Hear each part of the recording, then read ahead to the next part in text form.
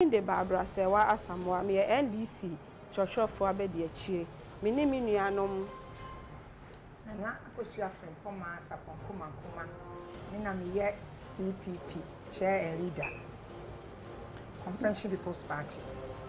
Honorable Queen Star Bami Poku Asoya, Member of Parliament for Aguna East Constituency. Afe etifi nsemo a yedi ebremu enie oman mu mrahye bedwamfo ene abo emma ewo Ghana ene ewiase afana nyina abaso oman Ghana ahwe wiase nyina emma ho nsem no so eba ahwe ewo Kumasi oman Ghana wiase nyina ho nsem ahwe ewo Kumasi. Your First Lady, Mrs.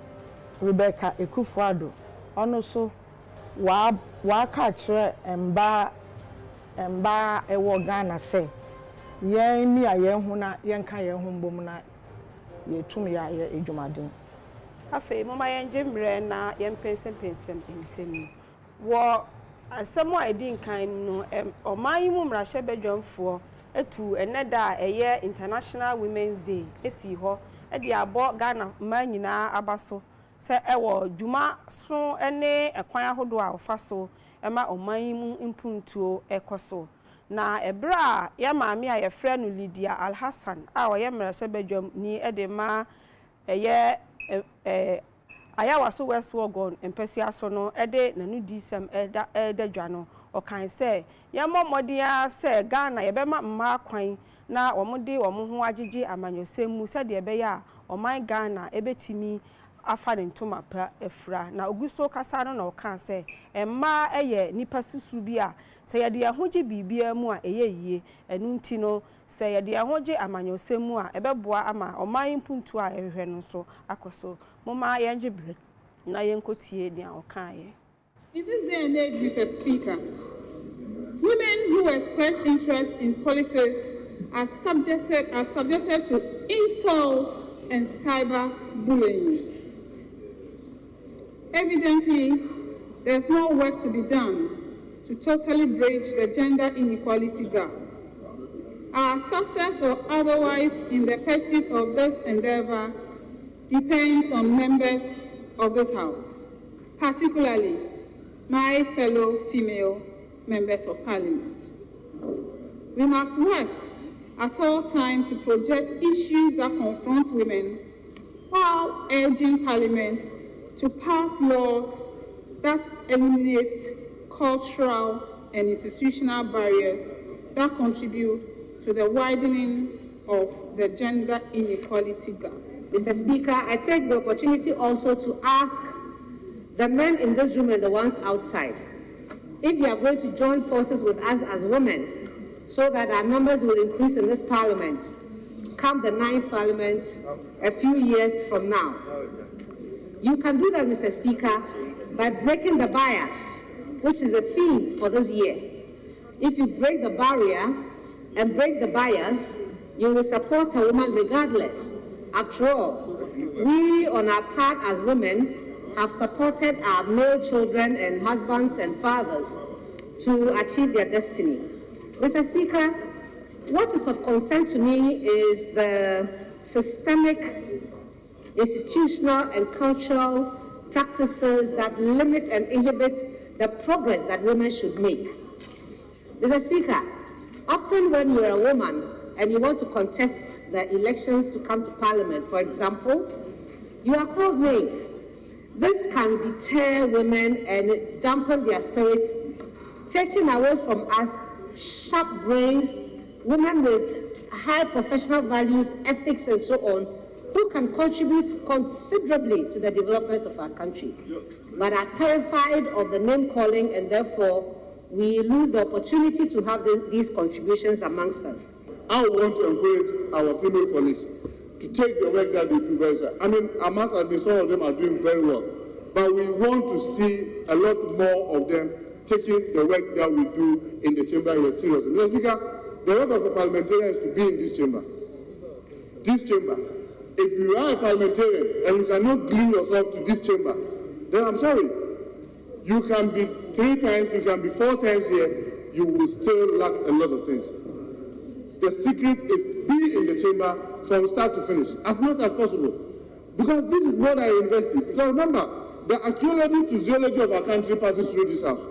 By gluing yourself to this house and the chamber, you learn so much. Just because it will interest you to know, the moment we get to bills, you look around and see how many of the women you see. I'm drawing the attention to the weak areas that can strengthen them. You go to committee, some of them just go write their names and they leave, and they don't stay. I'm pointing these weak areas to our female police. These are the areas that you can strengthen yourself and be able to match up to you. One day, the opportunity for you to become a chair or ranking or in leadership avails itself. You're able to match and work efficiently. It is not with a biscuit that we just share around. If it is given to you and you've not worked to be able to earn it, it will come with a lot of challenge. You see that you will be having a lot of challenges.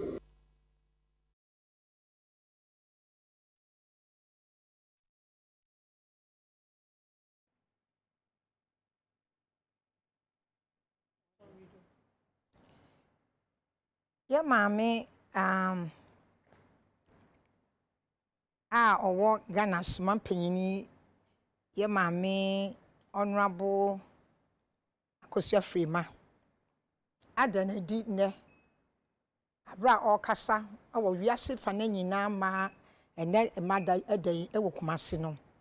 O kan say UNESCO for in 2020 ema ye hu say school yes free session e ba Ghana e free man kra ma ba wa bebretimi koye no aboa ema ne saa nsoso ya na da ema ne mantie etem first school komu no ama na aba tesi anaba ema be gina ho ma aye pi ema tesi ano ema bebre etimi akọ school no nti saa nsoso na nanka emu eye kese ne de ebi ni ho saa na emom bebi atosin kakra ya ne say fa say ema na di suamu eye science and technology say fa di suamu san kire bia engineering so na we hwe ka ho djuma ne tools no ma no ma sa na fa mathematics addition so a kire say bia addition ye wo mathematics no o say e ho kakra no de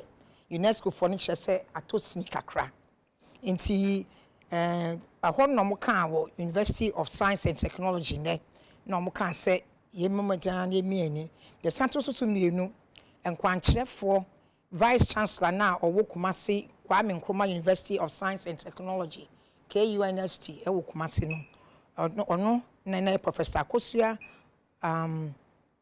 Dixkin in her welcome address so e kan the same thing nti Sansem we bebre normally tuja ewo Kumasi ene. Successive governments in Ghana have mainstreamed various interventions towards gender equality. For instance, education is one of the most important aspects of human development, and eliminating gender disparity at all levels of education will help to increase the status and capabilities of women. According to UNESCO 2020 Gender Report on Ghana, enrollment of girls in senior high school over the years have increased. The free senior high school policy, among others, have enhanced equality in education opportunities, which relates to the SDGs that seeks to promote gender equality and empowerment of women. However, there is still great gender disparity in higher levels of education, and for example, in subjects related to science, technology, engineering, mathematics, which we now call STEM. It is time for the younger generation to rise up, taking advantage of the favorable education policies to advance themselves for higher level jobs. Vice Chancellor Edema Kwame Nkrumah, University of Science and Technology, Professor Rita Kosua-Dixon, Onoso Echire Musei. A gender-balanced world benefits everyone, both men and women, both economically and socially.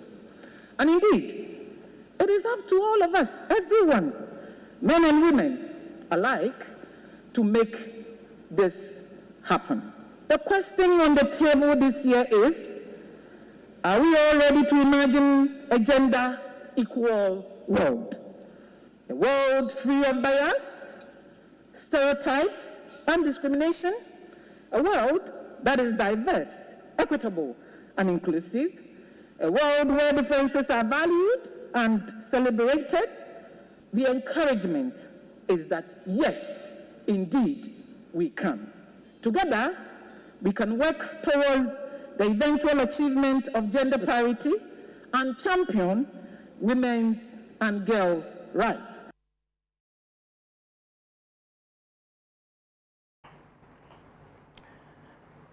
First Lady, Mrs. Rebecca Ekufuado,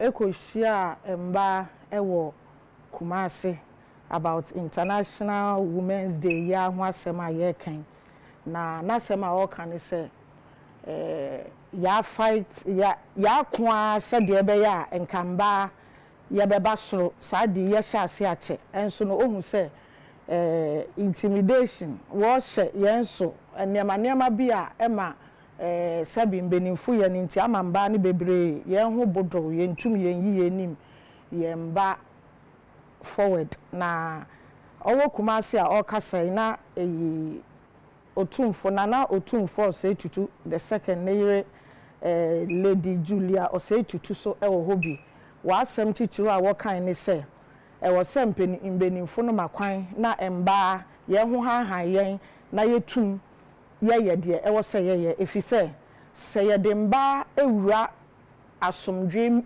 kamwa peace talks mu a ebema 35% chance say asomdwe ebeba Ghana ha sei na eba no politics so a Mrs. Ekufuado yen first lady o say participation of emba 40 a parliament no wo form papa very low enti no yen hwe na yen hostility ni mfi ho na ema emba bebre entum enwura politics mu na emba yen de ya so yenya ho ahoden na confidence na yende embra if our voices are heard na ebema ya akwanim. Inclusiveness and removal of biases has been a long-standing struggle. Many have sacrificed prominence, time, resources, and even limb and life to get us to where we are today.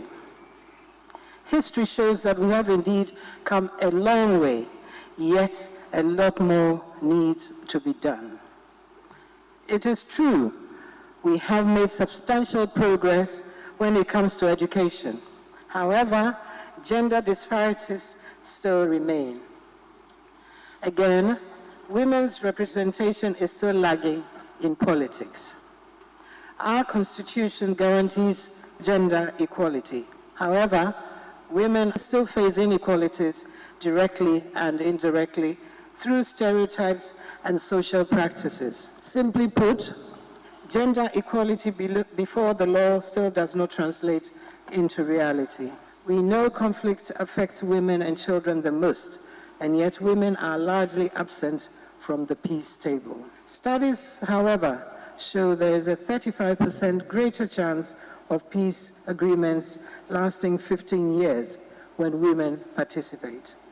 So if women are integral to peace, why do we largely exclude them from peace negotiations? My generations and generations before me have put in their time to address these biases. The Equality Front needs new blood, renewed energy, fresher perspective, and a new kind of hunger. But we have a generation that is presented with technology and the immense possibilities for intense activism. At the touch of a button, at the click of an icon, You have access to the world, including decision makers and a network of like-minded global citizens. This was something that was unimaginable decades ago. It's time for you to negotiate your way to equality and the removal of biases. I have no doubt about your ability and hunger to do so. Your voice is integral to who you are. How you use it is vital to your becoming the person you want to be. Use your voices to create the change you want.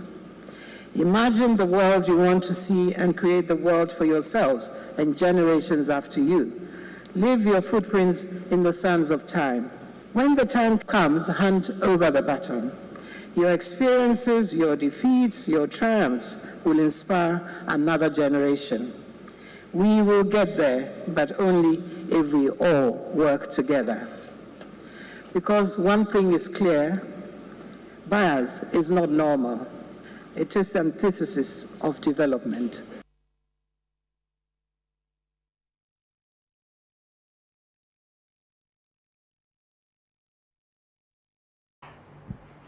Was some from no a Ministry of Gender, Children and Social Protection, and so etune daisy ho, Eddie and Chechre, Emma, na San Chechre Munai, Honorable Francisca Otin Mensa, our Yamrashe Bejum, ni Edema Kwabiri East, and na Ejum Treni, and na Honorable Lariba Zuera Abudu, our Deputy Minister, Edema Sa Gender Ministry, Omone UTV News edi enkita ho na omo enkomo twetwe ni mu no na omo kan say enema bebre na ekuti amma ewo ewiase afana mu nyina ne titiru Ghana hanom na eno na emma entimi entumpon ne titiru ewo amanyosem mu no enu nti no omo bo omo homodin bia ase de ebe ya eye affirmative action bill la ewo parliament ya yenya mpaase ye no omo be hwe na yetimi apaase na edi dwuma no mo ogidie se sa bill no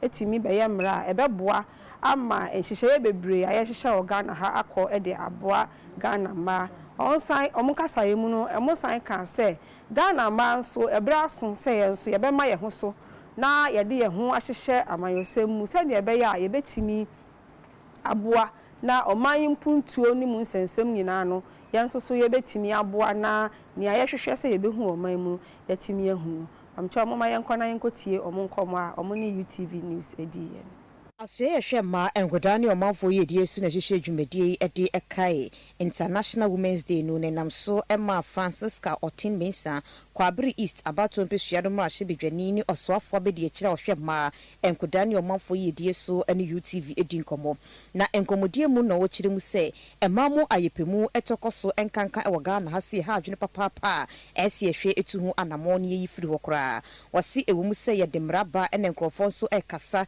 edepre ema fa hodie nenso komeme ahodo no a yeguso ayeka ema ahye de omo eka nyinada ne se ema yenso yema ye homre soe na dibra akase bi wo ma hye bedwam omano sika sam totoye enwomasua ne niema ahodo ne yemfa ye ho nhyem afenso ayakayaka de ne niema ahodo ye editia ema no yenhwe se yebeko atia apart from breaking the bias na there ba konso ayehwe environment na climate change how are you betimi ate the impact of climate change so enti yesha mahye bedwam no ye woni ma bebra ye ma no betumi aye ebi ne say ye advocacy yankase betumi ato ye ho asiwo e de I encourage a man bi sene be ya nipa no na bemo bukura na ohun se mahye bedwani bi etimi akonanim say onu nso hu so onu so betumi aye sa apart from that emra bebre ana etwa se by now ke etimi ahihye ebi affirmative bill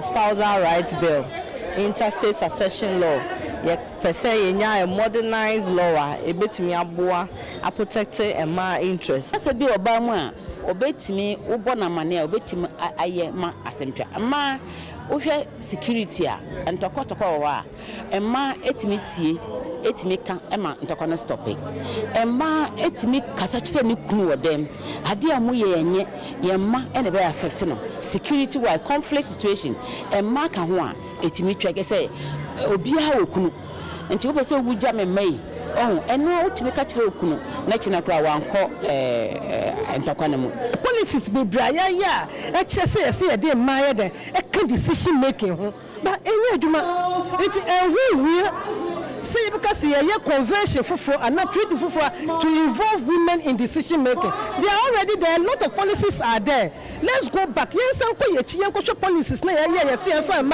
decision making. And who here say be we be abio. Ni nyina ho na me busa adenti. And ye fine man ka ho. So what show countries be bra omo dey ma show Rwanda about 64% of women participation in decision making. And no more do he.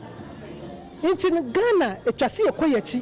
Now, if you traditional councils, every regional houses, national house, no problem. But all level of decision taking or making, Miss Ressa, a buying ninko, or ye no ma, anybody ever Ghana. If I see a car, near far drink, then Nadi Bois, na Ghana, and Conanim.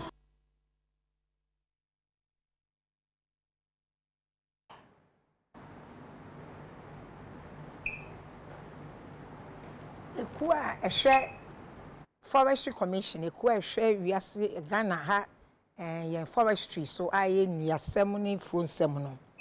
Or Mumana Association, a mile could come home, and ne, or Moka Ghana form my baby, whom and my ne, almost said the cool and my yasina ma day, almost so mudibi. Now, no what. Team, I should say, I botany so many so many days, I couldn't say. Senebe a ma or more quite Juma, a funny career or one a Juma or even San Juma. Senebe say, you're with me this sans and Juma and Juma, you know, any ma and a fiancé, the motherhood, or your bad time, a worship fear, worship, Nini now, but my camp boom, a man, you know. I was sigh and COVID array, a year COVID-19, sans and some we know. And then omudi kan 172 dwa sine be ya e ma beti manchina ho die na ye maame Dr. Joyce Ayi ono na ye guest of honor na obegina ho kasa ye na ye maame guest Joyce Ayi ono asoso na ye executive director e wo Source and Light Ministries na ono asanka se e ma e wo se ye bomodian na ye mieni na ye bomodin say enoma bebre o ha e ma wa ometim di aboa makro ayeyi na ye mieni ammomodin ma de eboni fe ne bias e ma ntimi nteki enye no ma wo so mo ye na e makro no entim pon eyi nti o stress e ma mieni se ma e wo enoma bebre yakopon di aboye na o san kan se kro no be ye yi a na se kro no peja sa bayasi ye mieni na ye momodin na oba bia mfa nyo emfa na hoden emwa enenye yi mumye nkoti asmo kan ye ema ne mema na ye kabo mu a yetumi echichire oman na ye ma oman di yi inti bibia esi akwan se free ya dwen mu se efree oman titie mu se fie busuan titie mu no yen fa ya dwen nko ho se emwa yen bio se bi se ya ye se oba se unyini pia yen fa na dwuma insan se obenyi insan awo na unyinsan wo a eno nkyere se wontumi nya adwuma di sa nyoma ne nyina ye beja to da bi se oba ho nye den nti adwuma bi wo ho a ye ma no nye mefa se ebia nansen say ema to make trucks ema to me ye auto sprayers ema to me ye enoma bebre nti no ese ye hunu se enoma ps na ese ye nso ye sesa nti bi nua no ma onyame boy ensronko enoma odi ahye mu no doso ebeye ya se enoma odi ahye mu no ye ntumi mfamwa ma oman enkoso ma wiase enkoso Air Forestry Commission Leads Association 10 years ago and I inaugurated association say my forestry sector near the bebo aboye ho nti afi ye 10th anniversary na afi ye 10th anniversary ye de enchihye bebregu akwan mu a ye de bedi ye ho nkomo a ye de beye obi kan say celebration na ye hwehwem na na ehu say covid-19 yi statistics ni chese e ma abre okwan bebre so ebi omodwuma bo omo ebi nkwala tifie sebe ombehwe omo nkwala school emie ni na eyo how enti no how best can we support the women a ye wo and say this our topic yes navigating career and motherhood even in this COVID era. I free mama Dr. Joyce I did say waben pa e was and she mo betimi ne akasa she has a lot of experience achen kwan bebre betimi afa so betimi akoso aye adwuma na yasan so aye ma sene wo se ye na enen so aye International Women's Day ne so ene yenye na enemum na je say ye de esi celebrations nipi enu nti na ama ene ye keka ye humbom ye wo 8 chapters across the whole country obi went me amba no online platform ema omo join me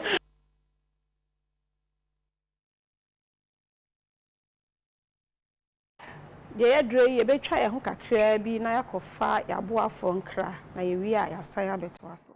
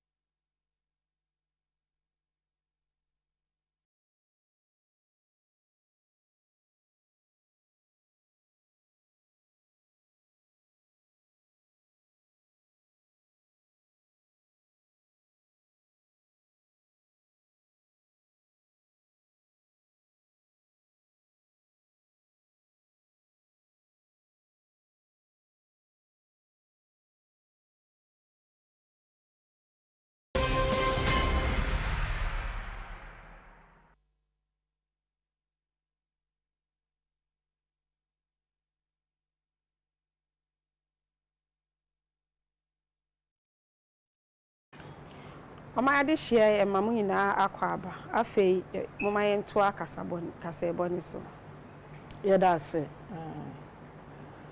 Sika krabia penimu a oho na bedi echi Madam Elsie Ado Awezi ono so one emba ewo Ghana nyina akasa aka kire yen se yembo modern na yemma yemu so kakra na yen challenge yen ho se eba no sikasemu a aban de digitalization aba se de be ya yebetum na yamane ama system na ye enema ye easy ama yen ayembrel enti yemi a yeni na emba yemfa yen hunjim na yen take advantage of that time ye maami ono so onane partners a woni won kasikasem wo Ghana mu ACI a won so wodi International Women's Day no ono so de futu ima emba ye wo Ghana nyina Ghana ma eyade yofo afeisu omoye adwumaden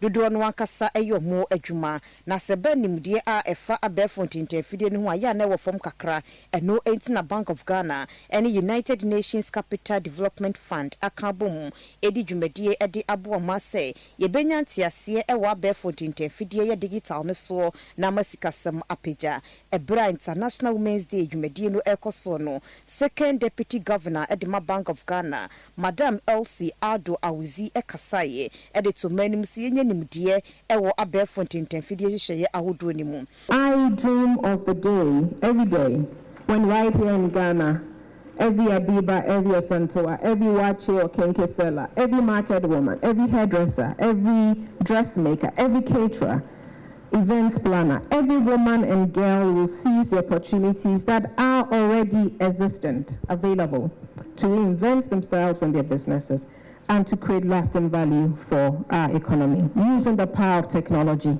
and in particular the power of digital financial services such as mobile money, payment services, the GHQR code, and many other innovations that continue to evolve.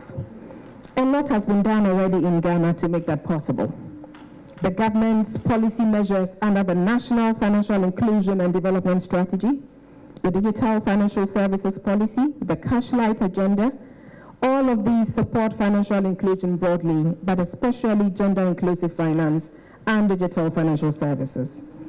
On its part, the Bank of Ghana continues to do its best within its statutory mandate to promote financial inclusion, including through providing an enabling environment that promotes the availability of and access to and use of digital financial services for all economic actors, including women. Oswafo bedi echi ohwe emma enkoda ne omafo ye die so woni UTV edi enkomo Tria school feeding caterers through the digital economy issues here.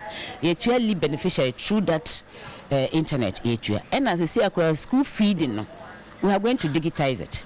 Until what now ofie kura wa we journalists who say ye no aduan walwale o click ya we say ye no aduan walwale and it's going to be so transparent say obia betima log in na wo the ekoso and we say we should upgrade the digital economy na yen sompa na usom na wonim ye adwuma bebreye nti ene ye ka kire mo memma say mo moye na ye mbodowure say ma so ehunhia opportunity be brave our man we should leverage the economic for women.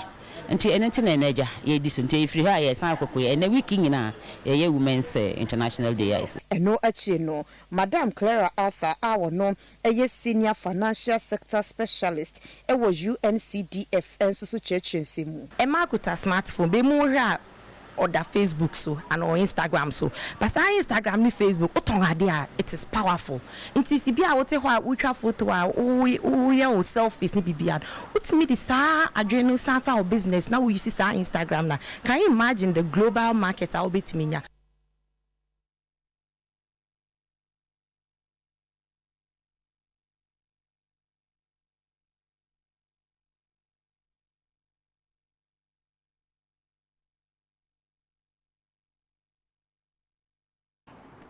Omaimu asrafo nso enyi omo ho emfiri ened dwumadi a yedi ede hye emma wo wiase afa na nyina mu animonyam no na ewo bema camp baabi a hoye o maso ye ewo nkran a omo ene enipa a ye adwuma ewo o maso ye ho a ompo omo nya asrafo nyina ema ne mbema egina ekambo mu ensoso edi edai na ehonom na Canada emamu nia ogina mu edema oman no mu oman yi mu a ye frɛ no Her Excellency Keti Saba ede na no disem etudwa no ene wo kan se wohwɛ dwumadi a Ghana ma wo mo eka asrafo ne ho omo ebo ne omo homodembo a omo bo ebra omo ekɔ peacekeeping any security issues no a eso anipa a kyerɛ sɛ ye bo Ghana ma abaso na ebra a okasa no na eye Major General Nicholas Peter Ando a ono nso so eye asrafo panin baako eka sɛ ena mmodembo a Ghana ma ewo asra adwumanim ebo nti ena ama omatre omuntaban mu afa ema bebre ewo saa bia no se de beya ema no so benya kwan na ahoden ni nimdi a Nyankopɔn de ma omo no omo nso de aboa oman no ahobanbɔ animu hyehyeye mu na eno amu nso na oba a ono na di nkan a oye Sergeant Major a ye friend no Senior Warrant Officer Patience Abla Loga ono nso so eda opportunities ana say nioma akwanja a eda ho ede ma omo pese omo de omo edom asrafo kuo no na otu ema nyina fo se be biara nyame beboa wa ma wanya opportunity akwa no ma obi anhu se ampa emfaso aba odwumadi a oba ne so okan we edem ehye ma nyina enkuran moma yenkotie omo anu disem International Women's Day day wiase ediesi ho no ma dekai ema Ghana asra dom no so ahyefane bi ewo Bema camp enkran asemtia edaso ne se yebehwe ama ema akoso aboa asomdwe ene bambo dwumadie no ase no Ghana da bana musini ekasa di tudwache mu se yeka ewiase asomdwe ntutuye UN peacekeeping no a Ghana ma edimu tintimai pa through our collective efforts to improve mindsets, behaviors, policies and procedures at all levels, internationally, in the mission area, and in our own countries, that we can ensure that uniformed women have equal access and equal opportunities to train for, be selected for, and to deploy to UN peace operations. GAF's International Women's Day theme for 2022, Unearthing Female Potential for long-term success within the institution. To me, this includes their potential to serve across all ranks and roles in all arms of service, and to serve across all roles in UN peace operations as well. The operational effectiveness of peace. Chief of Staff ewo General Headquarters edi ema Ghana Armed Forces Major General Nicholas Peter Ano enso ekasaye. Yiwonu bebre na mmesiafo na odi omo ye saa adwuma na ebeye achen se member ukọ Arab state ni ade a fa mmesiafo ho member ntimi nye chi se ma e na omo aye nti peacekeeping missions ye intelligence efforts ene adwuma bebre ho a mmesiafo no na ye ni omo ye na Ghana Armed Forces no ye hu se saa potential na wo mmesiafo no mu nti no ama ye expand ye enrollment of mmesiafo ye form no but this year can nipa be 15% I was so jamu I form the past 5 years no me mmesiafo ukọ military academy omo sisia no 23.6% ye mmesiafo omo last year omo pass year omo specialists no 30.1%, doctors, nurses, engineers, 30.1% ye mmesiafo. Say armed forces no ye boama mmesiafo no aba out of their shell. Na omo explore mo full potential. About Dikasa Sergeant Major ewa Ghana Armed Forces Senior Warrant Officer 2 Patient Ablaloga enso ensema wodi tudwa eni. It's for masculine, it's masculine job. But the member juma be wa utimi hwe ma dodo a sisia omo agi ewo juma no mu no eyefe ena ayedin susu na ye ema na ewo juma no mu no ye yire ho ye bomodin se ejuma no ye nse no se na ti a ye be mu no ye be ye amana brusa and I say we will not lower the standard So far, the opportunities have been given to most of us. For me, I am the first female drill sergeant major in Ghana Military Academy, which has never happened before. But Ghana Armed Forces deem it feel like they should give me this opportunity to explore. For the junior ones to know that we have women who can do the job, not only gender aspect, but ability to do the work. And I was in Lebanon.